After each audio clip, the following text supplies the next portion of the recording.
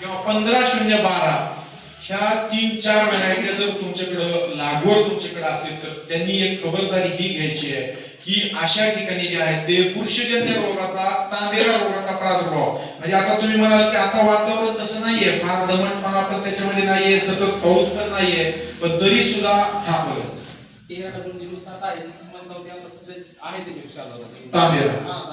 Okay, हा बर बर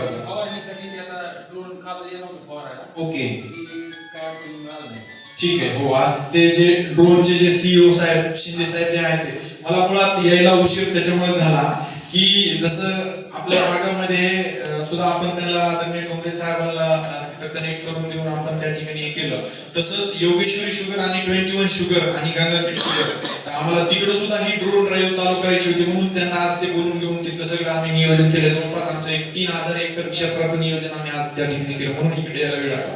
तर महत्वाचा विषय लक्षात घ्या, जसं मी सांगितलं की 10,001-13,007 आणि इथं दादानी काय, दादा तुमचं नाव काय म्हणले?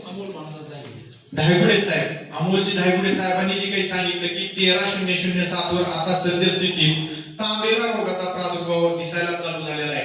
तर सर्व शेतकरी बांधवांना विनंती आहे, आता मी हे का सांगतोय की बघा आणखीनही तांबेरा रोगाचा प्रादुर्भाव झालेल्या शेतामध्ये तुम्ही उद्या जाऊन पहा आणि त्या पानाच्या खाली व्यवस्थित निरीक्षण घ्या.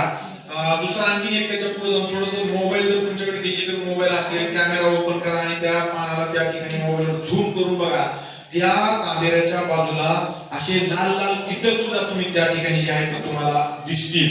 तर काय होतं की शेतकरी हे फोटो किंवा व्हिडिओ काढतात आणि दुकानदार महोदयांना पाठवतात आणि दुकानदार काय म्हणतात, अरे ही कुठली तरी कीड आहे आणि त्याच्यावर सरसकट ठरलेलं असते क्लोरो मारून टाका किंवा क्विनॉल मारून टाका.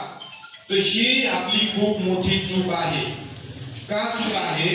तर तो जो तांबेरा दिसतोय त्याच्या बाजूला जी काही लाल रंगाची कीटक दिसतोय, कीड म्हणता येणार नाही त्याला, आपल्याला कीटक म्हणावं लागेल. तो कीटक जो आहे ना, तर तो रस्ट फीडिंग लार्वा आहे, आळी आहे ती. तर ती काय करते, आपल्या पिकामध्ये झालेला जो काही तांबेरा आहे ना, तर त्या तांबेऱ्याची बुरशी खायचं ती काम करते. म्हणजे एक प्रकारे कुठल्याही प्रकारची हाजरी किंवा पैसे तुमच्याकडे न घेता तुमच्या पिकाला जे बाधा आणलेली बुरशी तिला खायचं काम ती करते. त्यामुळे सर्वांना विनंती आहे, ज्या ठिकाणी तांबेरा झालाय त्या ठिकाणी तुम्ही तसं म्हणजे मित्र कीटक जर तो जास्त दिसत असेल तर त्या ठिकाणी तुम्ही कीटकनाशक मारू नका. तुम्हाला मारायचं तर तुम्ही बुरशीनाशक मारू शकता. बुरशीनाशक त्या कीटकासाठी चुकीचं नाहीये किंवा त्याला काही धोकादायक नाहीये. तर अशा ठिकाणी लक्षात घ्या, बुरशीनाशकाची फवारणी करणं